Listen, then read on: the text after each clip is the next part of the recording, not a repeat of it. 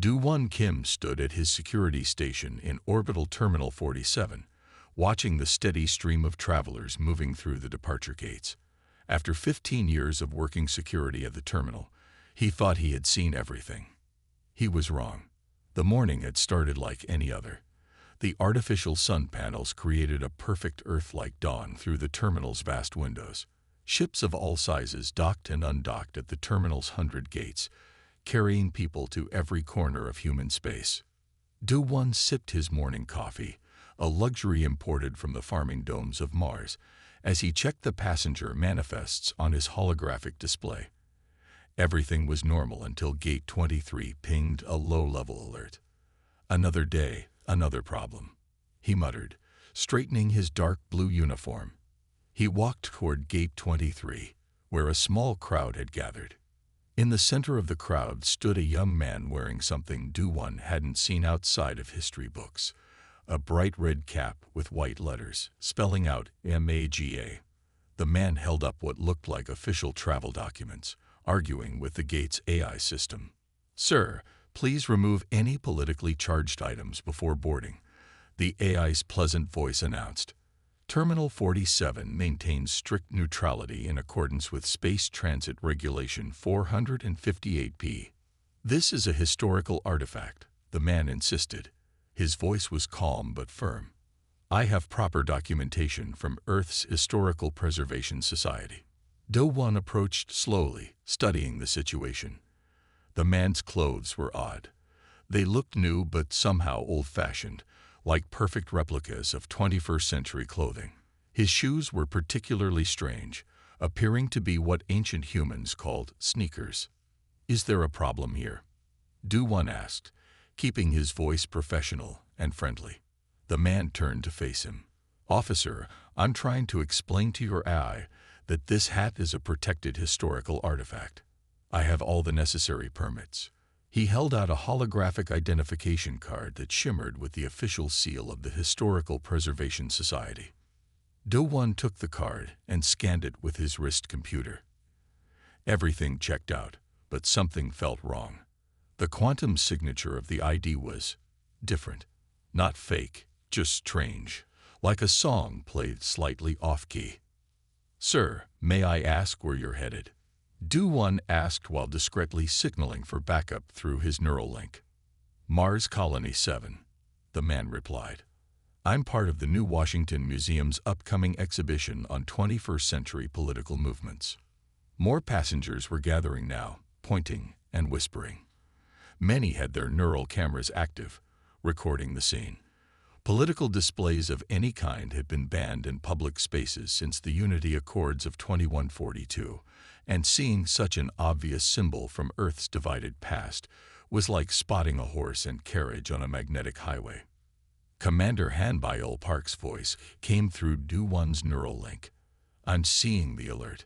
"What's the situation?" "Officer Kim. Possible historical artifact violation at Gate 23. Do-Won subvocalized. "The passenger has valid Historical Society credentials, but something seems off about his quantum signature. Keep him there. I'm coming down." Do-Won turned back to the passenger. "Sir, I apologize for the delay, but we'll need to verify your documentation. Would you mind stepping aside to our security office?" The man smiled, but Do-Won noticed his eyes darting toward the gate. "Is this really necessary? My ship leaves in 20 minutes. "It won't take long," Do-Won assured him. "Standard procedure for historical artifacts." As they walked toward the security office, Do-Won noticed more oddities. The man's movements were slightly off, like someone who wasn't quite used to the terminal's 0.8 gravity. His eyes widened at common sights, the holographic advertisements, the alien passengers, the robotic cleaning drones. Commander Park was waiting at the security office. She was a tall woman with sharp eyes and the straight posture of someone who had spent years in space military service. The golden stripes on her uniform gleamed under the office's bright lights. "Welcome to Terminal 47's security office," she said warmly. "I'm Commander Park. We just need to run a few quick checks on your artifact." The man handed over his hat carefully, almost reluctantly. Commander Park placed it on the quantum scanner, a sleek device that could analyze an object's temporal signature down to the atomic level. The scanner hummed to life, its holographic display filling with data. Do-One watched as the numbers scrolled past, and then he saw something that made his heart skip a beat. The hat's quantum signature didn't match any known replication pattern. According to the scanner, this wasn't a reproduction at all. It was an original piece from the 21st century, its atoms still vibrating with its original time stream. Commander Park saw it too. Her expression remained neutral, but she pressed a hidden button under the scanner console, the signal for a full security lockdown. "Sir," she said, her voice still pleasant but now carrying an edge of steel, "I'm afraid we need to ask you a few more questions. Starting with, how did you get your hands on an original artifact that, according to our records, was destroyed in the Washington Museum fire of 2045? The man's face paled slightly. He glanced at the door, but security fields were already shimmering into place around the office.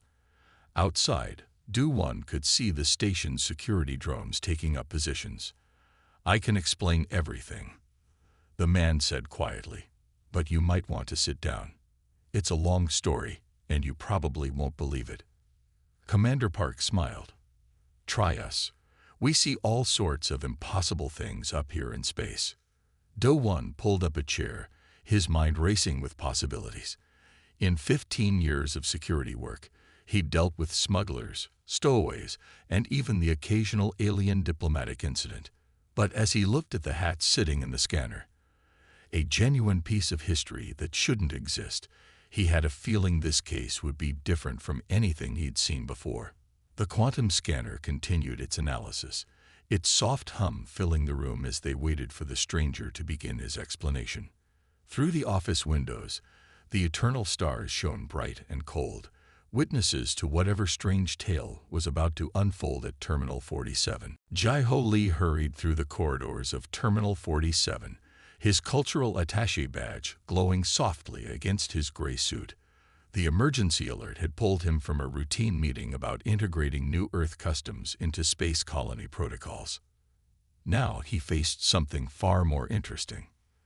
The security office door slid open with a soft hiss.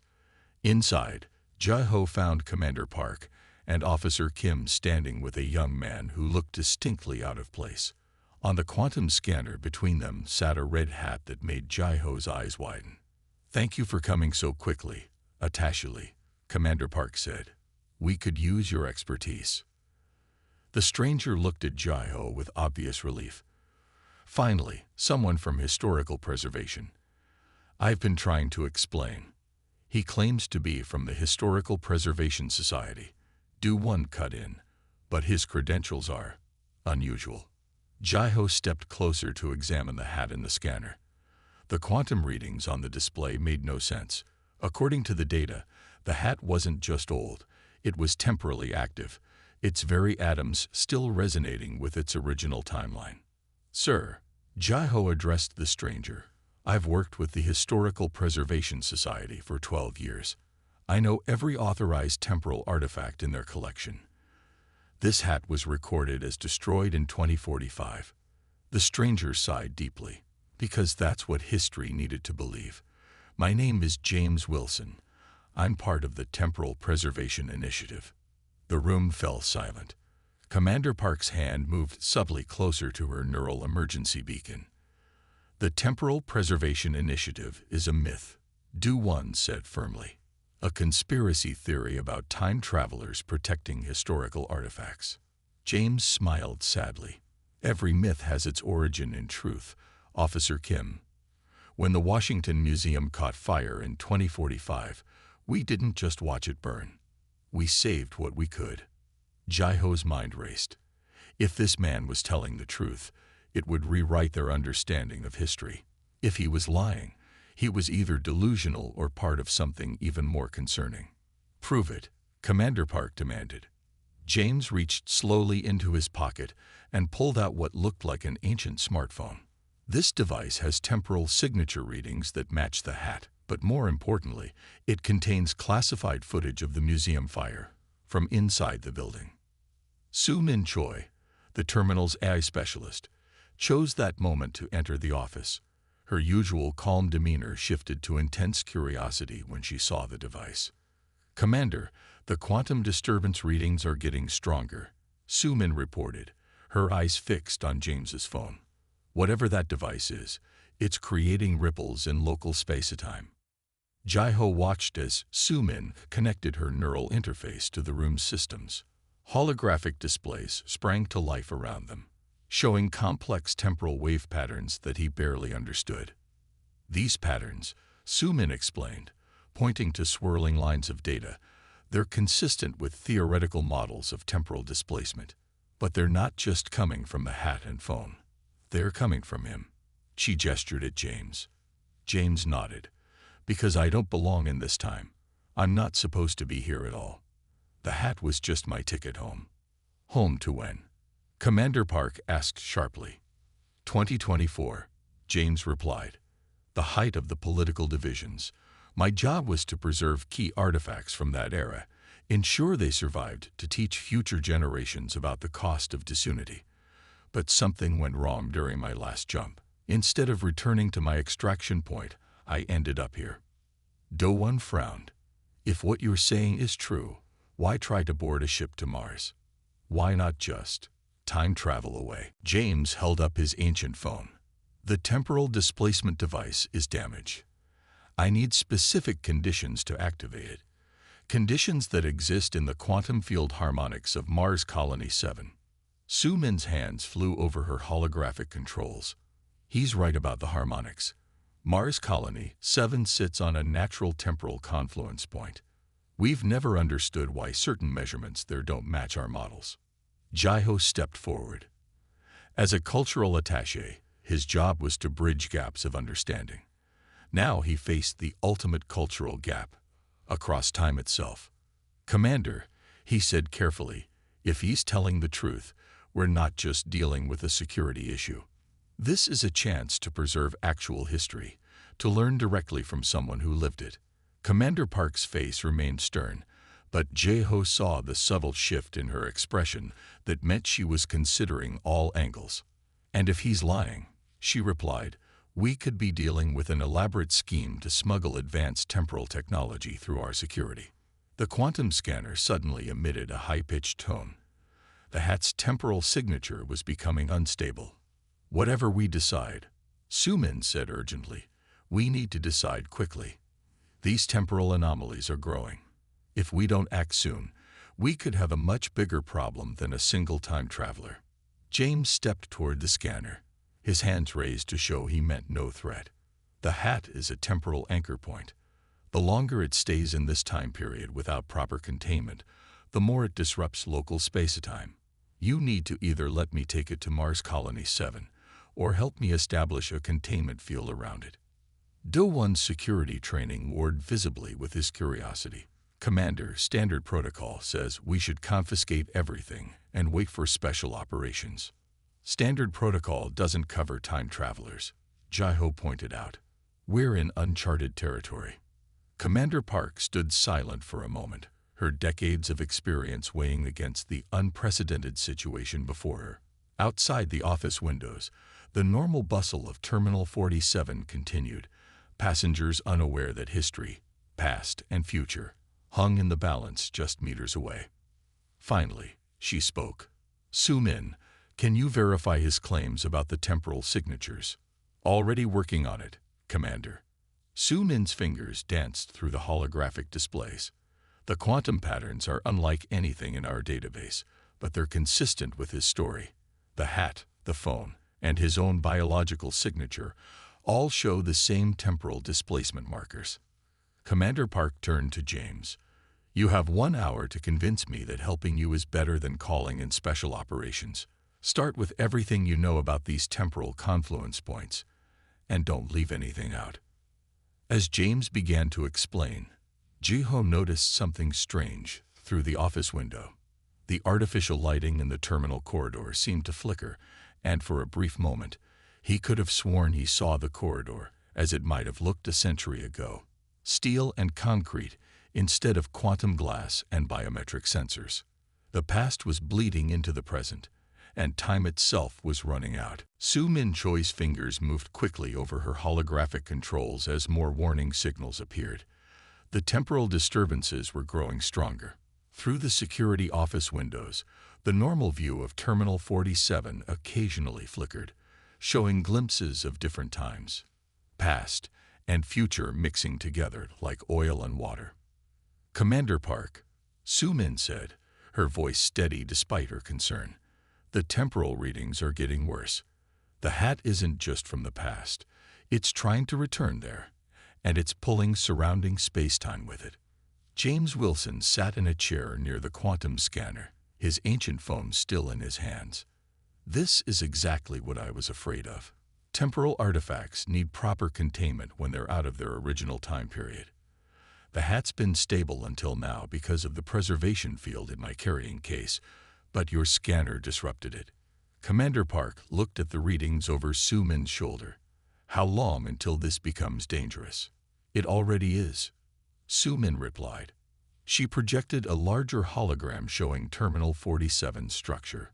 Red areas indicated temporal instability, spreading outward from their location like ripples in a pond. "If we don't contain this soon, we could have temporal rifts opening throughout the terminal." Do-Won, who had been quietly watching the security feeds, suddenly pointed at one of his screens. "Look at this. The temporal disturbance is affecting our systems. The security cameras are showing images from different time periods." Everyone gathered around his display. The regular feed from Gate 23 was now mixed with strange images, sometimes showing the gate as it looked decades ago, sometimes showing versions that hadn't been built yet. Jai-Ho studied the images carefully. Some of those future versions show Gate 23 with Martian script on the signs. That matches our planned expansion for next year. These aren't random images, they're actual moments in time. James stood up, moving closer to the displays. The hat is acting as a temporal anchor point, but it's unstable. Think of it like a rock thrown into a pond. It's creating ripples through time instead of water. Su Min's neural interface suddenly pinged with an urgent alert. The quantum fluctuations are increasing exponentially. We need to make a decision now. Commander Park straightened her uniform, a habit from her military days. "Mr. Wilson, explain exactly what you need to stabilize this situation." "I need 3 things, James said quickly. "First, access to my containment case, which your security confiscated. Second, permission to link my temporal device to the terminal's quantum network. And third, a direct route to the Mars departure gate." "Why Mars?" Do-Won asked. "Why is that so important?" Su Min answered before James could. "I think I understand now," she said, pulling up new data streams. "Mars Colony 7 isn't just built on a temporal confluence point. It's built on the ruins of an old political museum. A museum that, in 2024, would have had a sister location to the Washington Museum." James nodded. "Exactly. The Temporal Preservation Initiative didn't just save artifacts randomly. We created a network of safe points throughout history where temporal signatures would naturally align. Places where the fabric of space-time was already thin." As if to emphasize his point, the office lights flickered again. Through the window, they could all see a group of passengers at a distant gate pointing at the air, where strange images were appearing and disappearing. Jai-Ho's cultural training helped him spot something in the temporal camera feeds. These aren't just random moments in time. They're all politically significant moments in the terminal's history. "Look, there's the Unity Accord signing from 2142 and the first Mars colony departure." Su Min's hands flew over her controls, correlating data. "He's right. The hat isn't just an artifact. It's a symbol of political division from a crucial point in history. Its temporal signature is resonating with other politically significant moments." Commander Park made her decision. "Officer Kim, retrieve Mr. Wilson's containment case. Su Min, prepare to link his device to our systems, but maintain full security protocols.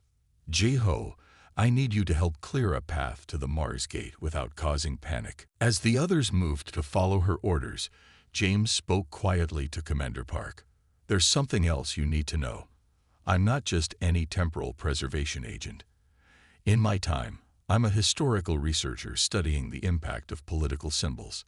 The hat, it belonged to my grandfather." Before Commander Park could respond, Su-Min's systems blared a new warning. The temporal disturbances were beginning to affect the terminal's structural integrity. "Commander," Su-Min called out urgently, "we have a bigger problem. The temporal ripples are starting to affect the quantum glass windows.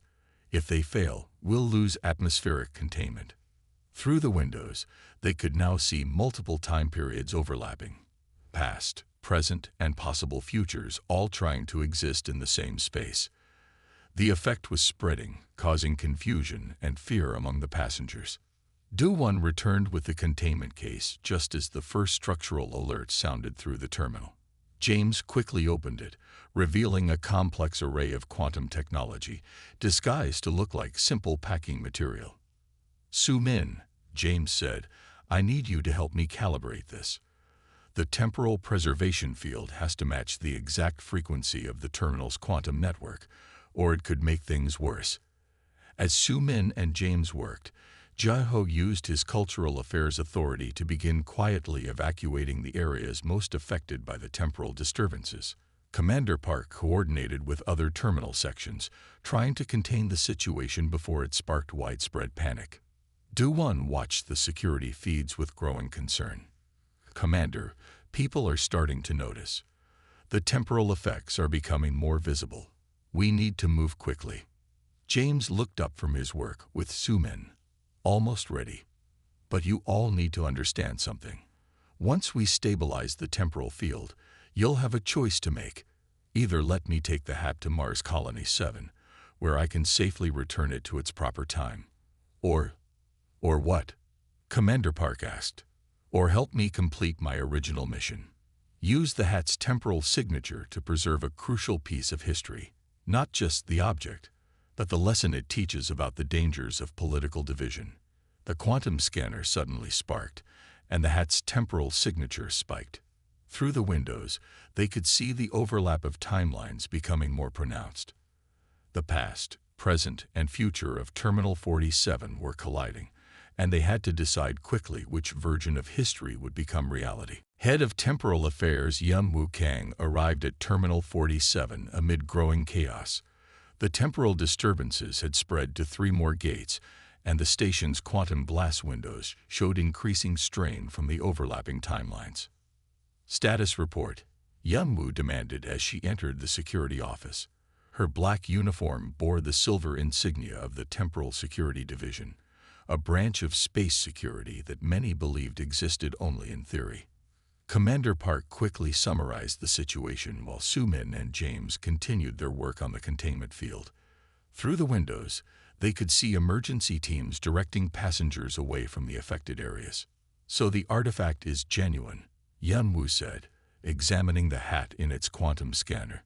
"I've spent my career investigating temporal anomalies, but this is the first time I've seen an actual temporal preservation agent." James looked up from his work. "There aren't many of us. Most people in 2024 didn't believe time travel was possible. That made it easier for us to work quietly." Yun Wu connected her specialized equipment to the terminal systems. New holographic displays appeared, showing temporal energy flows throughout the station. "The situation is worse than I thought. The temporal rifts are starting to affect the station's chronometric shielding." "Chronometric shielding?" Do-1 asked, still monitoring the security feeds. "All space stations have it," Su-Min explained. "It protects us from natural temporal anomalies caused by space travel. Without it, time would flow differently in different parts of the station." Yun Wu pointed to several red zones on her display. "The hat's temporal signature is creating a resonance effect. It's like a tuning fork, making everything around it vibrate at its temporal frequency. If we don't contain it soon, parts of the terminal could shift into different time periods." "That would be very bad," Jai-Ho said, returning from his evacuation duties. "We have over 10,000 passengers in this terminal. If sections start shifting through time..." They could end up anywhere, James finished, past or future. And there's no guarantee they'd ever find their way back. Su-Min's neural interface suddenly flashed a warning. The quantum glass is starting to crystallize. The temporal stress is affecting its molecular structure. Through the windows, they could see the transparent barriers that kept them safe from space beginning to change. Rainbow patterns spread across the surfaces, like oil on water.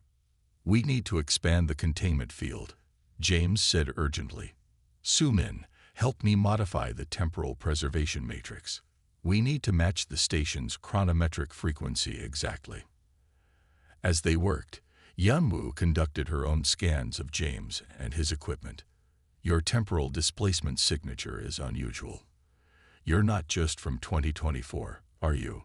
James paused his work for a moment. "No. I've made multiple jumps through different time periods. Each jump leaves its mark on your temporal signature, like rings in a tree trunk, showing everywhere you've been." "Or every when," Jai-Ho added, earning a slight smile from James. Commander Park, who had been coordinating with other station sections, turned to Yanwu. "What are our options?" "We have 3 choices," Yanwu said, displaying data on her holographic screen. "First, we attempt to contain the temporal anomaly here, but that's risky with so many people nearby. Second, we let Mr. Wilson take it to Mars Colony 7 as planned, but if anything goes wrong during transport, we could have temporal rifts opening all along the flight path." "And the third option?"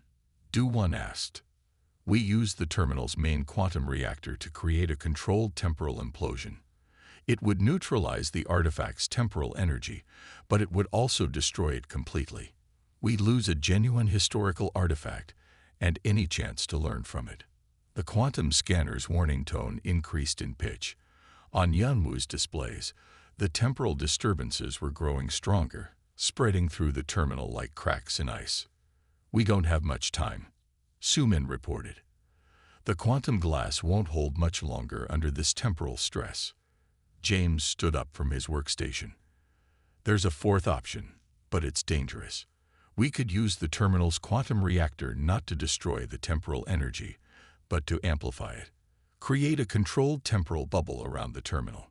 "That's incredibly risky," Yanwu said sharply. "A temporal bubble could protect the terminal from the anomalies, but it would also cut us off from normal spacetime. We'd be in our own temporal pocket until we found a way to safely discharge the energy." Through the windows, they could see the temporal effects becoming more pronounced. Different versions of the terminal overlapped and shifted, like multiple exposure photographs. Passengers in the distance appeared to move in strange ways, sometimes fast, sometimes slow, as time itself became unstable. "The Temporal Preservation Initiative planned for situations like this," James explained. "That's why we chose our safe points carefully.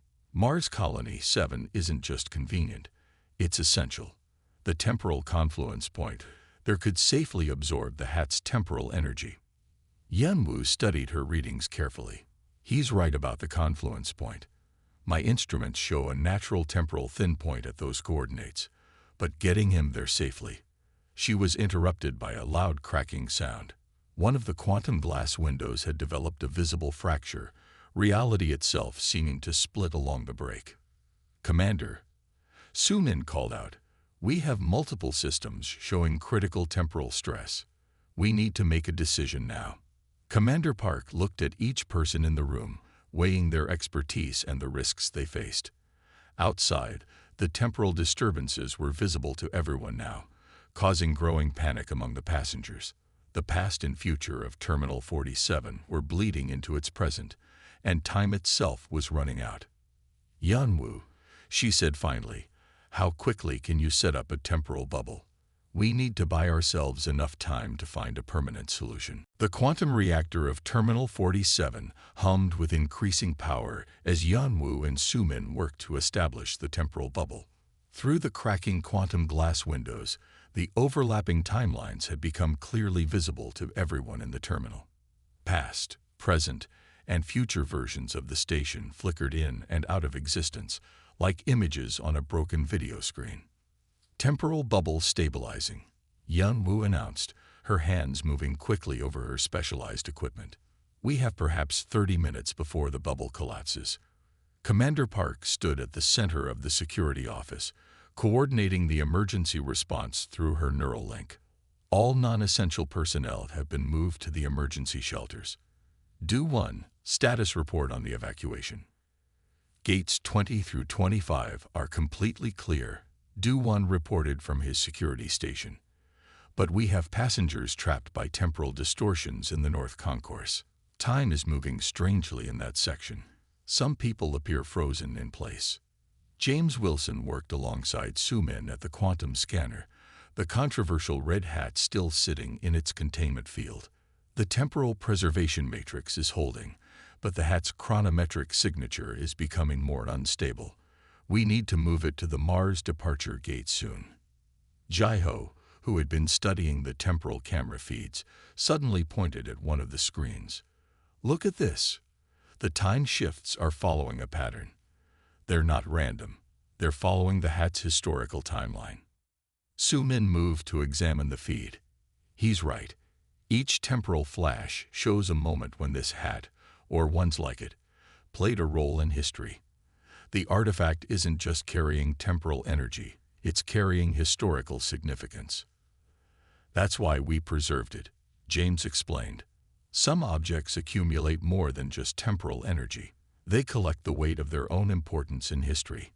This hat represents a crucial moment of division, but also the beginning of understanding why unity became so important. A loud crack echoed through the terminal as another quantum blast window developed stress fractures. The temporal bubble shimmered, trying to contain the growing instability. 25 minutes remaining in the bubble, Yun Wu warned. Whatever we're going to do, we need to do it now. Commander Park made her decision. Sumin, begin power-up sequences for a quantum corridor to the Mars departure gate. Do 1. Clear all security barriers along the route. Jai-ho, use your cultural affairs authority to keep order. We're getting that hap to Mars Colony 7. As they began to move, James held up his hand. Wait, there's something you need to understand first. The Temporal Preservation Initiative doesn't just protect artifacts. We protect the lessons they teach. This hat needs to reach Mars Colony 7 not just because of the temporal confluence point, but because of what happens there in 2025. What happens in 2025? Jai-ho asked. The first Unity Conference, James said, where Earth's nations finally began to work together toward space colonization. This hat, displayed in the Mars Colony Museum, becomes a powerful symbol of how humanity overcame its divisions. Its presence there helps ensure that future generations understand the importance of unity. Yun Wu's instruments beeped urgently. The temporal bubble is starting to fluctuate. 20 minutes remaining. Commander Park nodded decisively. Then we make sure history happens the way it should. Sumin, can you modify the quantum corridor to match the hat's temporal frequency? Yes, but it will be dangerous, Sumin replied, her fingers flying over the holographic controls. The corridor will have to pass through multiple time periods to reach the Mars gate. One mistake, and we could lose the hat to any point in history. Do it, Commander Park ordered. Yun Wu, use your temporal equipment to stabilize the corridor. James, get ready to move. The rest of us will provide support and maintain order. The next 15 minutes were a carefully choreographed operation. Sumin and Yun Wu worked together to create a stable quantum corridor through the increasingly unstable terminal. Do 1 coordinated security teams to keep the path clear. Jai-ho used his diplomatic skills to calm panicked passengers who could see multiple versions of reality overlapping around them. James carefully lifted the hat from the quantum scanner and placed it in his specialized containment case. Once we reach Mars Colony 7, I can use the temporal confluence point to return to my proper time. The hat's historical journey will continue as it should. 10 minutes remaining in the temporal bubble, Yun Wu announced. The quantum corridor is ready. Through the broken windows, they could see the corridor taking shape, a shimmering pathway through the terminal where time remained stable. Around it, different eras of Terminal 47's history continued to shift and overlap. Commander Park addressed her team one last time. Whatever happens in the next few minutes becomes part of history. Let's make sure it's the right history. The journey through the quantum corridor was like walking through a tunnel of light, while time itself swirled around them. James led the way, carrying the containment case. Sumin followed, monitoring the corridor's stability. The others maintained their positions in the security office, coordinating the operation. When they reached the Mars departure gate, James quickly connected his temporal device to the gate's quantum systems.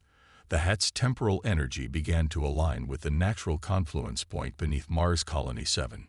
5 minutes remaining in the temporal bubble. Yunwu's voice came through their neural links. James looked back at Sumin, then at the security office visible in the distance. Thank you, all of you, for understanding that preserving history means more than just keeping artifacts. It means keeping their lessons alive. He entered final commands into his temporal device. The hat's containment case began to glow with a soft blue light. Around them, the temporal distortions started to fade as the hat's chronometric signature stabilized. Temporal bubble collapsing, Yunwu reported, but the anomalies are reducing. The hat's energy is being safely channeled into the confluence point. In the security office, Commander Park and her team watched as reality settled back into a single timeline. The quantum glass windows began to repair themselves as temporal stress decreased. Throughout Terminal 47, passengers and staff who had been caught in temporal distortions returned to normal time. James Wilson, temporal preservation agent and keeper of history's lessons, gave them one last smile. Then, in a flash of blue light, he and the hat vanished, returning to their proper place in the timeline. Later, as the terminal returned to its normal operations, Jiho found something interesting in the Cultural Affairs database. The Mars Colony 7 Museum had always had a special exhibit about Earth's journey from division to unity. At its center sat a red hat with white letters, carefully preserved behind quantum glass, a reminder of how far humanity had come and how important it was to maintain that unity among the stars. Commander Park stood at her office window, looking out at the endless space beyond Terminal 47. The temporal crisis was over, but she knew that somewhere, other temporal preservation agents were working quietly to protect not just artifacts, but the lessons they carried through time. Do-1 returned to his security station, updated the incident report, then paused. How did one document an event that both had and hadn't happened across multiple timelines? In the end, he simply wrote, "Security incident resolved. Historical integrity maintained." Sumin made one final check of the terminal systems, ensuring all temporal readings had returned to normal. As she worked, she couldn't help but smile, knowing that she had helped preserve not just a piece of history, but its meaning for future generations.